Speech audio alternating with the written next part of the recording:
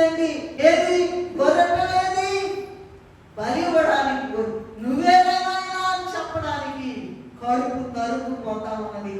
అటువంటి స్థితిలో అబ్రహాము గారు ఇస్సాకు క్రింద భూమి మీద నడుచుకుంటూ వెళ్తుంటే బలి ఇవ్వడానికి మోరియా పర్వతం మీద తండ్రి అయిన దేవుడు, కుమారుడైన దేవుడు, పరిశుద్ధాత్మ దేవుడు అంటే త్రిత్వ దేవుడు ఆకాశం మీద ఇళ్ళను కింద నడుస్తున్నారట.